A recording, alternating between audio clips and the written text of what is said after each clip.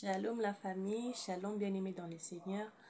Alors aujourd'hui, ce qui m'amène auprès de vous, c'est ce jour du 1er août qui nous rappelle ces personnes que nous avons tant chéries, qui ont été dans nos vies, mais qui à un moment donné, parce que Dieu l'a permis, ces personnes sont parties, elles nous ont quittés et ils sont, par la grâce du Seigneur, dans l'au-delà avec lui. Amen.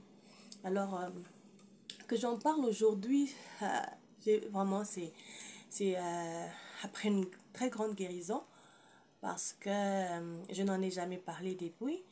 Et aujourd'hui, le Seigneur me fait la grâce de pouvoir en parler, me donne la force de pouvoir en parler parce que mes pensées vont à ces personnes-là qui ont perdu, dans ce cas, un enfant, un fils, une fille. Voilà, je pense aussi bien sûr à ces personnes qui ont perdu un père, une mère, un membre de famille, un frère, une sœur. C'est pas facile, c'est très difficile. Et en ce 1er août, nous nous souvenons de ces personnes qui sont parties si tôt, qui nous ont quittés, quel que soit leur âge. Ça n'a pas été le temps. Ça n'a jamais été le temps en fait. C'est toujours difficile, c'est toujours très dur. Alors moi aussi, comme je viens de le dire, je n'ai pas eu la force, je n'ai jamais eu la force d'en parler, ni d'y penser au fait dans le sens où de rentrer dans les images que j'ai eues après l'accouchement de ma petite fille. Alors jusqu'aujourd'hui, encore hier, je suis allée quand même écouter quelques chansons que j'ai chantées quand je pouvais chanter pour elle quand elle était encore dans mon ventre. Alors j'ai senti que le Seigneur était en train de me guérir parce qu'il y a de ces chansons que je ne pouvais plus écouter. Vous vous imaginez, je ne pouvais plus écouter ces chansons parce que ça me rappelait le moment que j'ai passé avec elle. Vous savez, en tant qu'une mère, tu commences à passer le moment avec ton enfant dans le ventre dès les premiers jours où tu sais que tu as un bébé dans ton ventre. Alors c'est comme ça que par rapport à toutes les personnes, même dans ma maison, je suis la personne avec qui a passé plus de temps avec elle. Et voilà. Alors il y a ces chansons-là qui me rappellent les moments qu'on a passés ensemble, bien qu'elle était dans le ventre. Et même après, quand j'ai chanté pour elle, quand elle était encore à l'hôpital. Alors c'est à ces personnes-là qui ont aussi perdu un enfant. Je pense à vous et je sais combien c'est si dur et si difficile. Je viens juste t'encourager que ce qui nous arrive souvent, ce n'est que par la permission de Dieu. Je n'ai pas pu comprendre ça à l'instant, quand ça s'est arrivé, quand ça m'était arrivé il y a quelques mois. Euh, mais c'est avec le temps que j'ai commencé à être guérie. C'est avec le temps que la parole seule de Dieu qui m'a guérie. Et j'ai compris que rien ne pouvait arriver à un enfant de Dieu sans que Dieu ne l'a permis. Alors, tout ce qui peut arriver autour de nous, nous pouvons perdre des personnes plus chères, même les personnes qui savent prier. Et même moi qui pouvais prier pour ma fille, j'ai prié, j'ai vu mon mari prier très fort comme jamais. Mais quand même, le Seigneur a permis qu'elle parte. Alors, voilà, ce n'est pas facile. C'est Dieu qui permet. Nous devons seulement avoir de l'espérance et le courage et la force de faire face à cette réalité qui n'est pas si facile parce que chaque jour, en fait, c'est une blessure que tu portes pour toute ta vie. C'est une blessure que tu portes, c'est comme ça. Mais ce qui fait que je viens, que je sois même là devant en train de parler, c'est la force que le Seigneur m'a donnée, que j'aimerais partager avec toi. J'aimerais que tu aies cette force. Pour moi, c'était impossible que je puisse même parler. C'est pour moi, je me disais que c'est fini pour moi. Je ne sais même pas comment je vais servir le Seigneur. Je ne sais plus comment je vais chanter. Je ne sais plus si j'aurai encore la joie dans mon cœur. Parce que c'était si fort. C'était tellement douloureux. Je ne pouvais pas. Mais aujourd'hui, me voici. C'est par la grâce du Seigneur. Je ne dis pas que je suis totalement guérie. J'y suis encore. Et chaque jour, le Seigneur fait quelque chose dans ma vie. Chaque jour, le Seigneur pense mes blessures. Et je me sens vraiment, je sens la guérison venir et je me sens guérie, comme je peux le dire. Et j'aimerais partager avec toi ces versets qui m'ont donné la force. Et spécialement le verset de Jean 11, 25 à 26. C'est un verset que je connais et que je connaissais en tant qu'évangéliste parce que c'est un verset qu'il faudrait évangéliser avec. Mais quand je me suis retrouvée dans la situation où réellement je devais faire face à ce verset, je me rappelle, c'est Francis qui me le rappelle, qui me donne. On était en train de prier pour Fête, c'est comme elle s'appelait Fête, Victoria. Alors on priait pour Fête, elle m'a donné ce verset. J'ai dit non, Francis, ce verset, je ne le prends pas parce que je le connaissais. J'ai dit Francis, ce verset, c'est pas pour moi. Parce que ce verset, c'est pour ceux qui sont morts. Mais Victoria, elle est encore vivante. Nous sommes avec elle ici et nous sommes en train de prier. Pourquoi est-ce que tu me donnes ces versets? Alors je lui dis, Francis, allons un peu plus en bas. Continue à lire. Peut-être que le Saint-Esprit t'a donné ces versets. Peut-être qu'il faudrait le lire dans le chapitre entier. Et si on descend, nous voyons la résurrection de Lazare.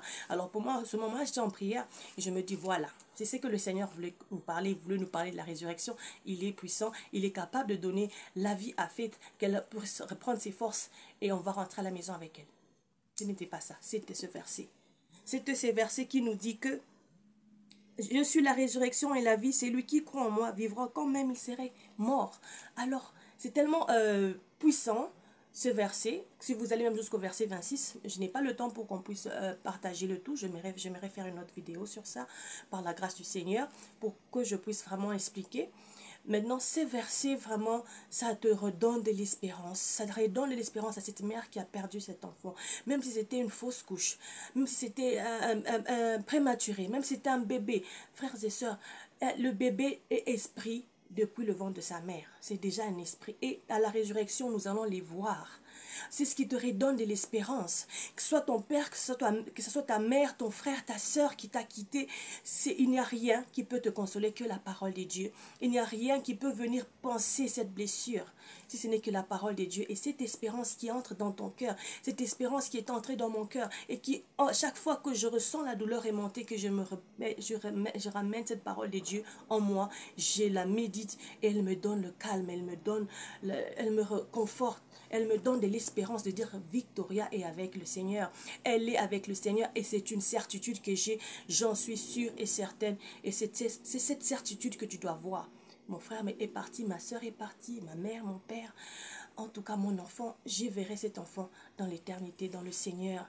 Amen. J'ai vu les gens, c'est vrai, j'ai eu des gens qui m'ont réconforté. J'ai eu des gens qui ont minimisé parce qu'elle était prématurée.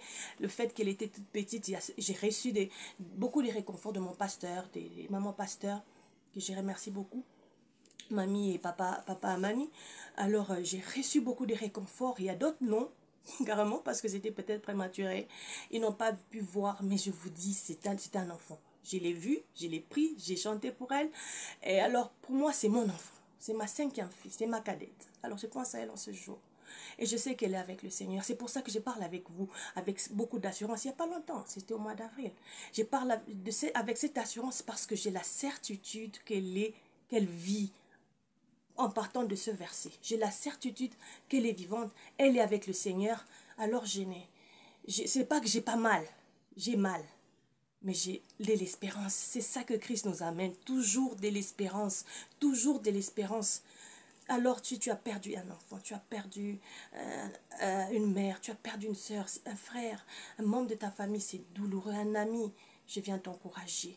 Je viens t'encourager te disant que cette personne, s'il était en Christ, s'il est âgé, cette personne, s'il était en Christ, certainement, elle vit dans les Seigneurs parce que c'est ce que Jean 11, 25 à 26 te dit. Alors, il y a aussi le verset de 1 Pierre 6, 7, c'est par rapport aux épreuves que nous rencontrons. Alors, ces épreuves-là, vous allez voir si vous lisez ce verset que je ne veux pas lire maintenant, c'est pour éprouver notre foi et ça apportera la louange au Seigneur quand il reviendra. Alors, les épreuves que nous avons, c'est pas pour nous tuer, c'est pas pour nous faire du mal, mais c'est pour un objectif en tant qu'enfant de Dieu. Il dit que nous allons souffrir juste un peu de temps par différentes épreuves. Alors, ces épreuves, prenez-les avec patience, recevez-les avec action de grâce. Allez-y avec la foi et vous allez traverser ces épreuves, quelles que soient ces épreuves. Et certainement en ce jour, comme nous sommes en train de penser aux personnes qui nous ont quittés et qui sont dans la gloire du Seigneur. Et l'autre verset, c'est Jean 5, 28, qui est aussi un verset puissant qui parle de la résurrection. Alors, j'aimerais qu'une personne aille au travers, ou voilà, à lire ces versets pour avoir du réconfort. Et en même temps, le psaume 139, 8, qui dit que même dans l'au-delà, même là-bas, tu vas le trouver. Alors, j'aimerais encourager quelqu'un. Là, je suis en train de parler de mon bébé. C'était un bébé, elle est partie. Qu'elle repose en paix, elle est dans les Seigneurs. Je suis consolée, je rends grâce pour sa vie et pour sa mort. Alors, Je rends grâce aussi au Seigneur pour toutes ces personnes qui ont perdu leurs enfants. Dieu l'a permis, je t'encourage, reste forte, reste fort.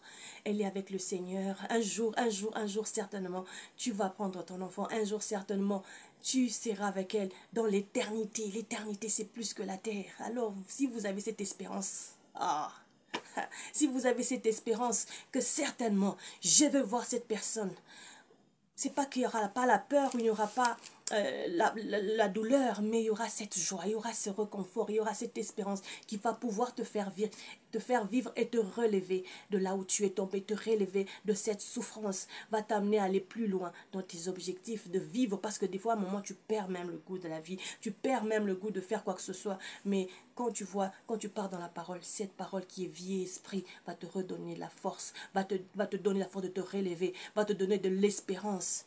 Et certainement, quand tu crois au Seigneur, tu verras ce qu'il a promis. Amen. Alors je veux t'encourager, toi, mon frère, ma soeur qui me suit en ce moment. Alors tu déjà, sais pas ton âge. Peut-être que tu penses que tu as encore de temps. Mais vous voyez tout ce qui se passe autour de nous. Beaucoup, les gens partent sans même dire au revoir. Les bébés partent sans avoir péché.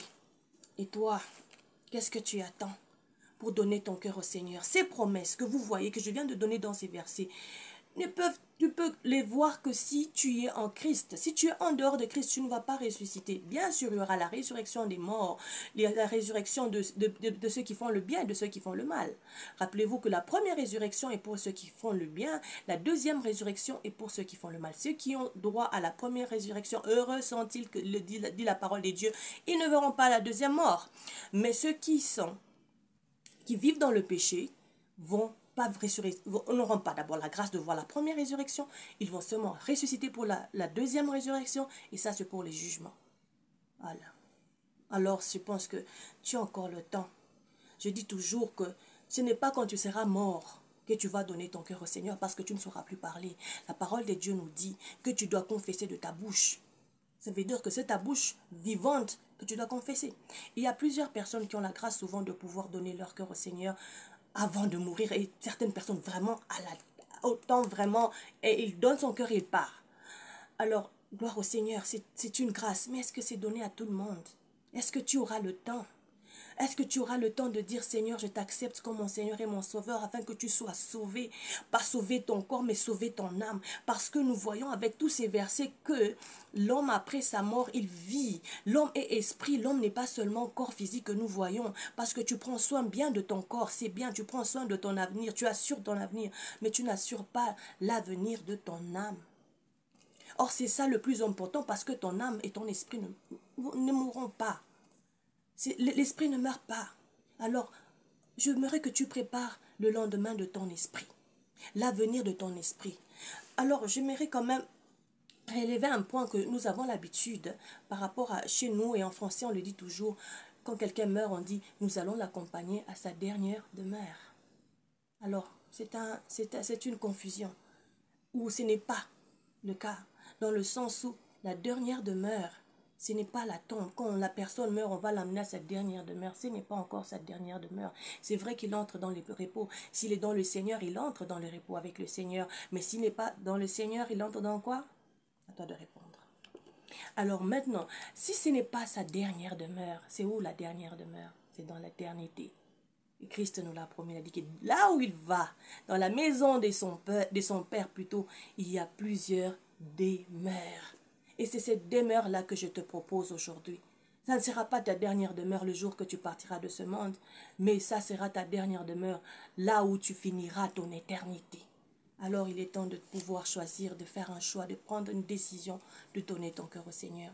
Si tu veux donner ton cœur au Seigneur, tu peux toujours me contacter sur les réseaux sociaux, mieux sur Instagram, tu m'écris en DM, je veux bien sûr le lire et te répondre, mais sinon tu peux tendre, mais sinon.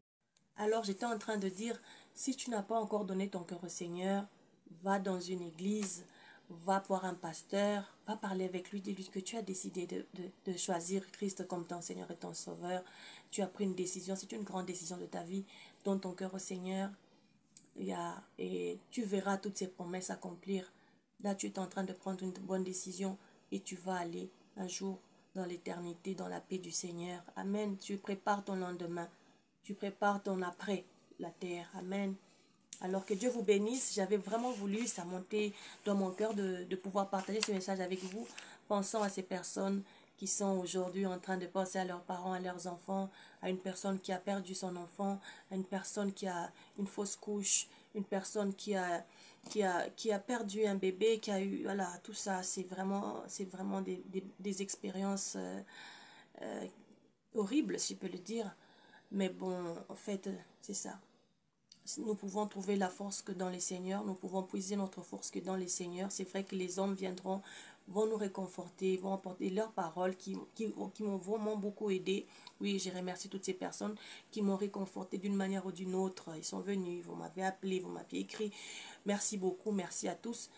Alors, encore ce qui m'a guéri et qui continue à me guérir, c'est la parole de Dieu. C'est Christ lui-même qui pense mes blessures. Alors, je suis très reconnaissante envers la grâce du Seigneur et je vous remercie tous et je vous dis courage, que Dieu vous bénisse, que Dieu pense tes blessures, que Dieu te donne la force, à toi qui as perdu un enfant, à toi qui es dans le deuil, à toi qui n'as pas la force de te relever, tu n'as plus le courage, je t'encourage de te relever au travers de ces versets. Excusez-moi quand je dis au travers, c'est quand je dis trop, alors excusez-moi. Et alors, allez lire ces versets, que Dieu vous bénisse et que Dieu te donne la force et le réconfort dont tu as besoin. Amen. Que Dieu vous bénisse. Une bonne journée dans le Seigneur. Bye bye.